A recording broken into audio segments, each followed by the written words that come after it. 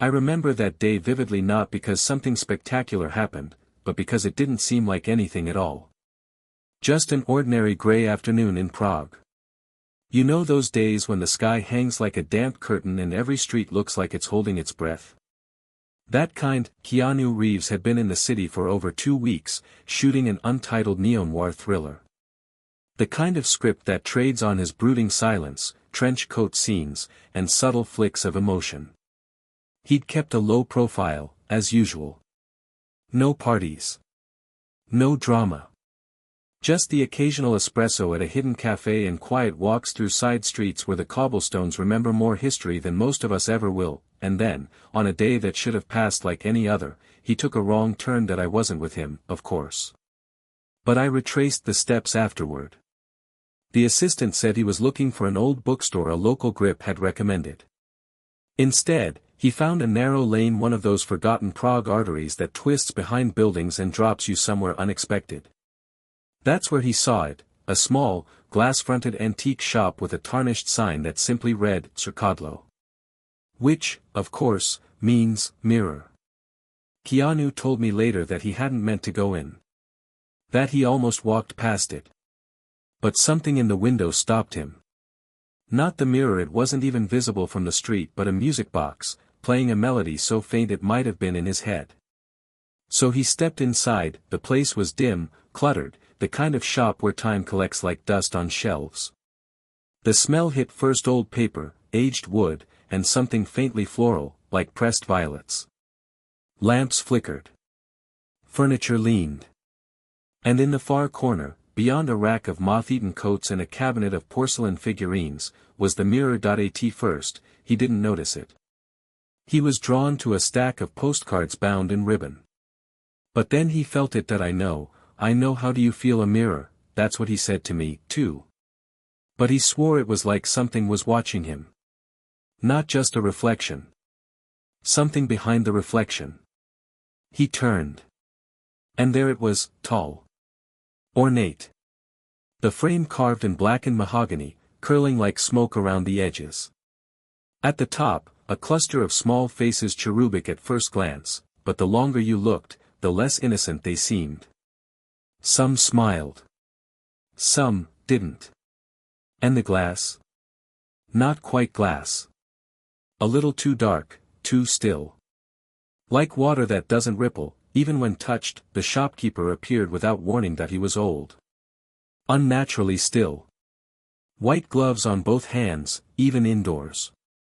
His voice was soft and precise. You see it, he said. Keanu raised an eyebrow. The mirror? A slight nod. It doesn't show what you are. It shows who you could have been. Keanu smiled politely. Probably assumed it was part of the sales pitch. But the man went on, choices make ghosts of us all. That mirror remembers them. Keanu glanced into the glass. His reflection looked back, unchanged. But something about the way it stood slightly off kilter, as if its weight belonged to a different world, made him uncomfortable. Still, he asked, what's the story? The shopkeeper stepped closer, lowering his voice. They say it came from a house in Bohemia. A family of scholars. One by one, they all saw things in it.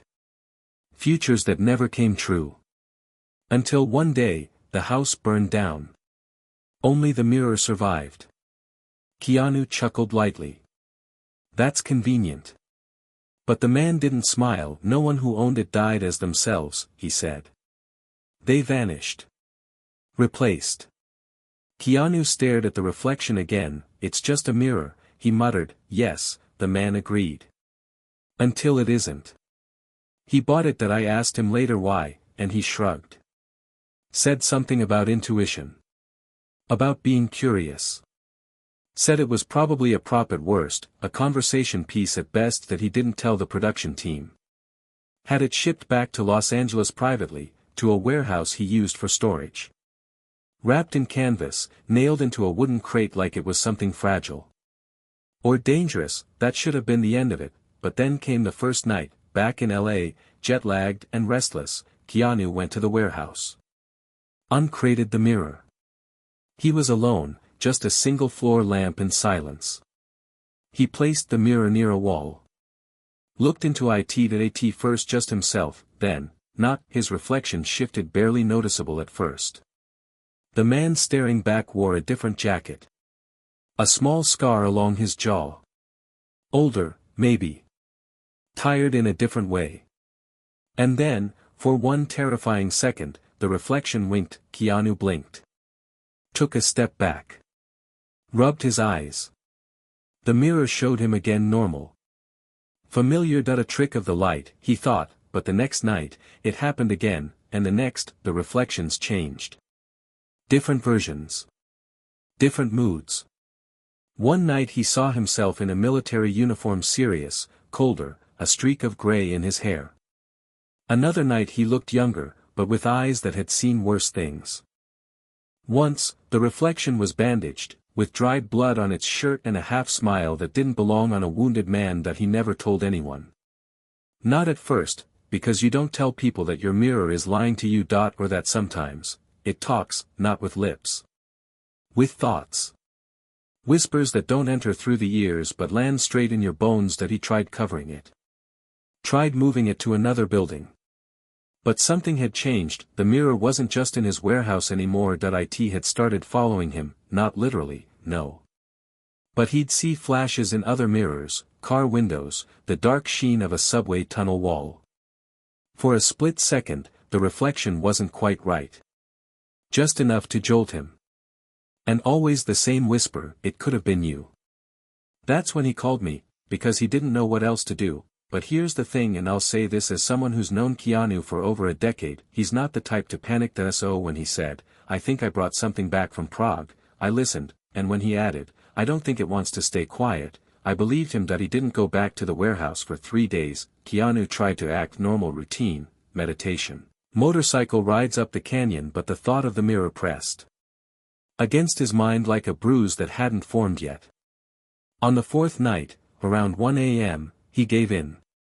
He drove alone, no entourage, no calls. Just him, headlights cutting the dark, the city behind him sleeping like it didn't know what was coming. Inside the warehouse, the mirror stood exactly where he'd left it, but something in the air had shifted. Not colder, just thinner. Like breathing was harder near it. He didn't turn on the overhead lights. Just a small lamp near the floor, throwing long shadows. He stood in front of the glass. And waited. His reflection blinked. Just once. But Keanu hadn't. That he took a step closer. The man in the mirror did the same, but with a hesitation, half a beat behind, like he was watching first, then deciding to follow. Then, with no warning, the reflection tilted its head, not sharply, not dramatically, but subtly. And then it did something new. It smiled, not warmly. Not cruelly. Just enough to say, "I see you." Keanu whispered, "Who are you?" The reflection said nothing. But his own voice answered in his mind, "Who would you be, without guilt?" He didn't sleep that night. The next morning, he dug into it. Not like a man chasing a ghost, more like a scientist testing a theory. He documented the mirror, filmed it, even brought in a small EMF reader. No spikes. No signals. But every night, the mirror changed. Sometimes it showed a version of him dressed in crisp suits, younger, calculating. Sometimes older, hunched, eyes hollow like they'd seen too much. Sometimes scarred, sometimes serene. One night, the mirror showed him kneeling over a grave. Another night, standing on a stage, arms raised in victory, with a kind of cold triumph in his eyes. And then came the first voice that he was standing close, about to turn away, when the reflection moved first. Not a glitch, not a lag in initiative. It raised a finger, slow and steady, then pointed not at him, but behind him. Keanu spun, heart thudding, but saw nothing. When he turned back, the reflection was still pointing, now with a twisted sort of grin, and then it spoke, not aloud, but inside his skull, like a memory that never belonged to him. "They all ended before you. I remember every fall." Keanu stepped back. The air felt charged now. Not like electricity, but like grief. Compressed, ancient grief. He wanted to smash the glass, but something in him resisted. Some instinct whispered, if you break it, it breaks you back. So he did the next best thing. He found someone who might understand. Dr. Eldrick Merrow was an academic relic, a former professor of comparative mysticism and obscure religious technologies. Most of his lectures had been banned from mainstream campuses, but he'd published just enough to earn Keanu's trust. They met in a quiet cafe in Los Feliz. Keanu didn't sugarcoat it. He told him about the mirror, the voices, the visions. Merrow didn't laugh, instead, he nodded slowly. There are mirrors, he said, that reflect more than image. In some traditions, they were called echoes of divergence. Portals, yes, but not to other worlds. To other yous. Keanu frowned. Like parallel universes? No. Dead universes. Branches where you didn't survive. That silenced him. Merrow sipped his tea. Think of every choice you never made. Every path you turned from. They don't vanish. They calcify. In some belief systems, those aborted lives are still moving, still wanting. A mirror like yours doesn't just show you. It tempts you with the lives you never lived. But beware. Of what? They might want yours in return. The first sign was a phone call. His manager sounded casual, even cheerful. Nice photo, by the way. What photo? You know, from the fan meetup. On Sunset. You looked happy. Keanu froze. He hadn't been on Sunset. Yesterday he'd spent the day up in Topanga, riding alone, no cameras, no crowds. He said nothing. I'll send it over, she added. The message came a minute later.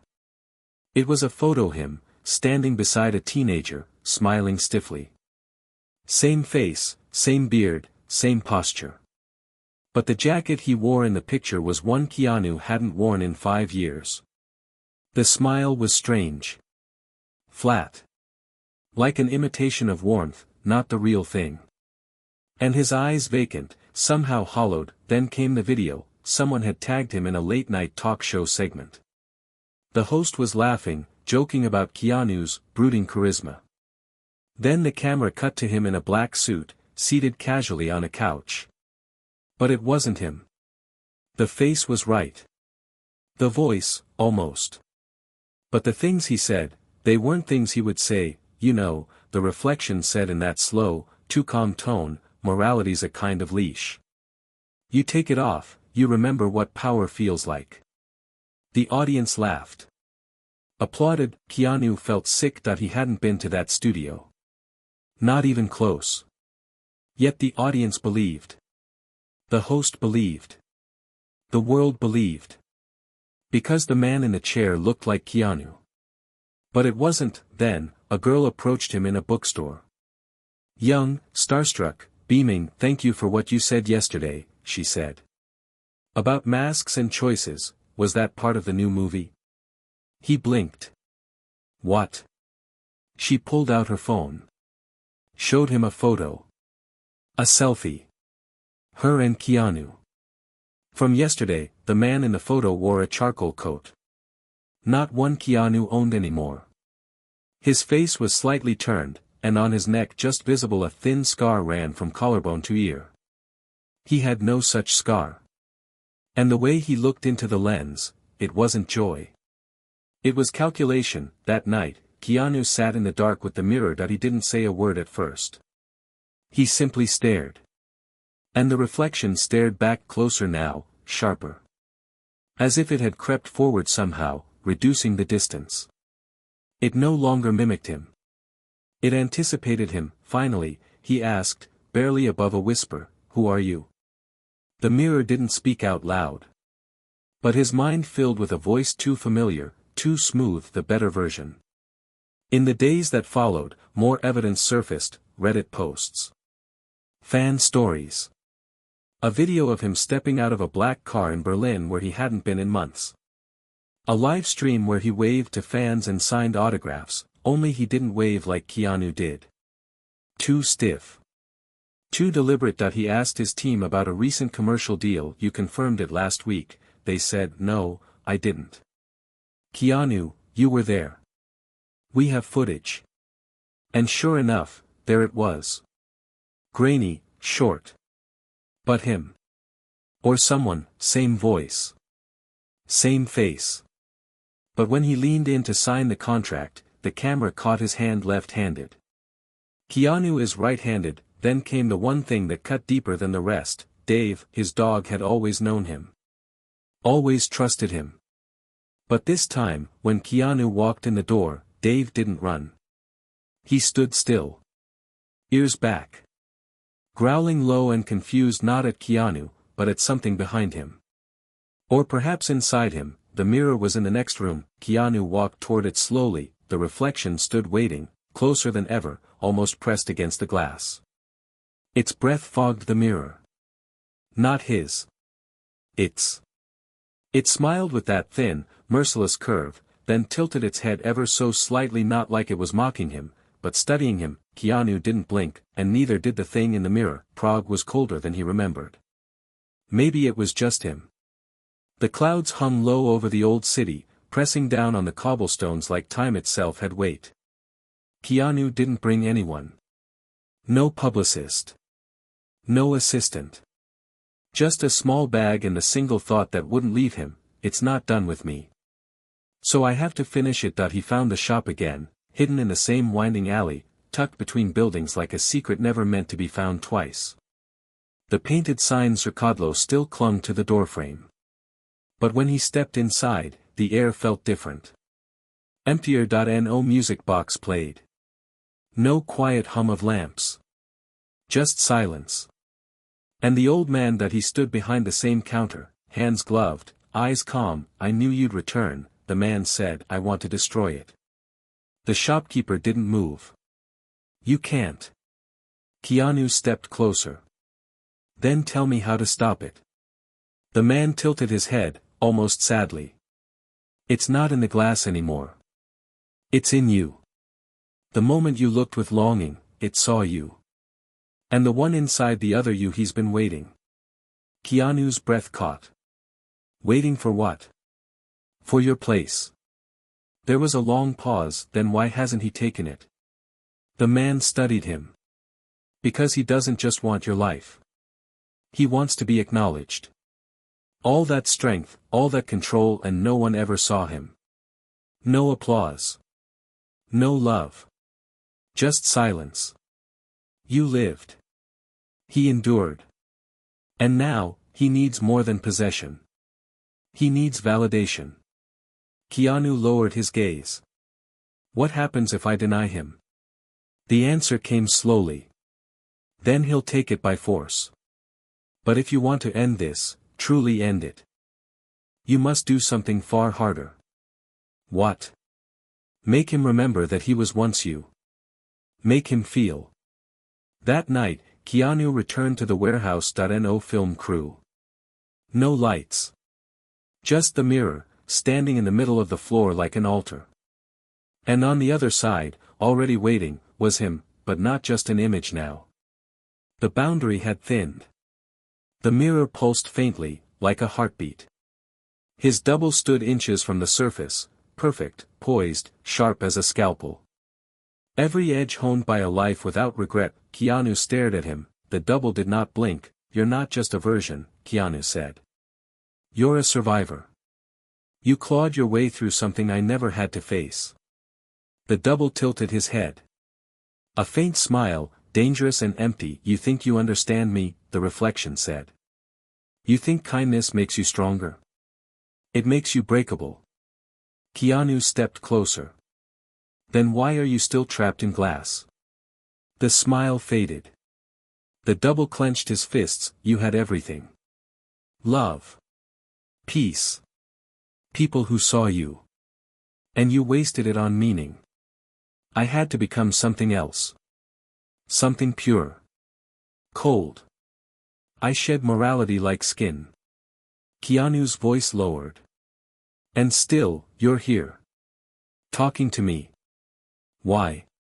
Why not finish it? The double stepped forward. The glass quivered, thinned. Their faces almost aligned, because I want you to see what you could have been. What you still could be. Walk away from guilt. From doubt. You don't need them. You never did. Keanu reached into his coat. Slowly. Not aggressive. Just deliberate. He pulled out a pistol, the double smile returned. Finally. But Keanu didn't raise it. He stared at it for a long time. Then set it gently on the ground. The double's expression shifted slightly. Confused. Unsettled. I'm not here to win, Keanu said softly. I'm here to lose. But on my terms. He stepped forward until his forehead touched the glass. The cold was real now. The divide was thinner than ever. You're not my shadow, he said. You're my silence. The part of me that never healed. But if I give you everything, my name, my face, what will you become? The double didn't answer. Just watched. I leave it all, Keanu whispered. The career. The past. The pain. I'd rather vanish as me than live as you. And then he stepped back. Raised his hands. No defense. Something changed. The double raised his arm ready to strike, to break through, but then, he froze. His fingers trembled, not from anger, from something deeper, recognition. Keanu saw it. The shift. The crack. The reflection stared, not at him but at the gun. Then at Keanu. And for the first time, his eyes filled not with hatred, but memory. Grief. Regret. The glass rippled. He reached out not to attack, but to touch, and for a heartbeat, both hands met at the surface, then cracked. That a web of fracture spread across the mirror. Quiet, like frost forming on ice. The double blinked. Something in his eyes shifted. I remember, he whispered. The boy on the steps. The voice that said I mattered. Keanu nodded once. Just once, and the mirror shattered. Light, like breath, escaped into the room. Cold, white, clean. The reflection broke into dust. Not violently. Like something finally allowed to rest, and then darkness. When Keanu opened his eyes, the mirror was gone. So was the warehouse that he lay in, a small room, sunlight leaking through thin curtains. His hands were calloused. His clothes plain. On the table beside him no phone. No scripts. No fame, just a note, in handwriting he didn't recognize. You've come home. You always had a choice. He stepped outside. The world was quiet. A dog barked in the distance. Children ran past on bicycles. No one recognized him, because here, in this life, he wasn't an actor. That he was just a man, and for the first time in years, he smiled, not for a camera, not for anyone watching, just for himself.